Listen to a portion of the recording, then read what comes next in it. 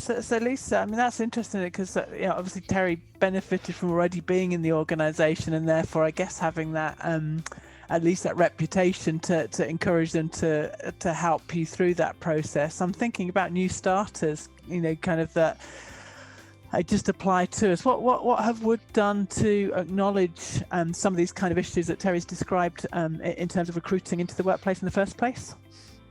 Yeah, so I guess I couldn't point to anything specific from a neurodiversity perspective right now, because that's, as I say, very early days for us. But I do have another example from a disability perspective, from a visual impairment, actually. And this is a personal experience that I had myself as the line manager of this individual. So Scott came to us as an intern a few years ago.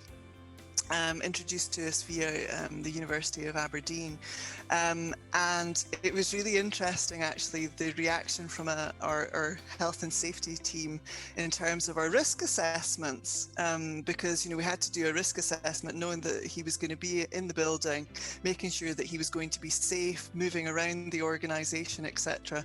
And so we asked Scott, is it okay if we do the risk assessment?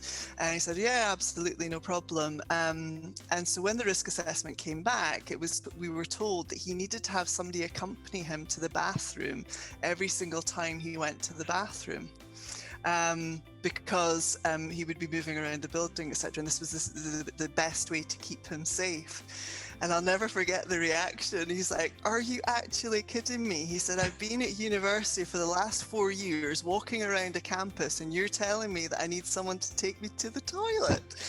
And it was a real learning, a teachable moment, if you like, in terms, because we hadn't had a visually impaired person in that office before. The HSE team hadn't had to deal with a visually impaired person. And I, as a line manager, hadn't had a visually impaired, so I wasn't sure, what were the boundaries and what was acceptable or not.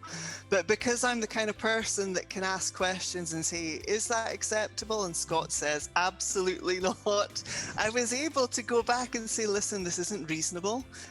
This is an individual who's perfectly capable of getting around by himself, as long as he knows the boundaries of where he needs to go, etc.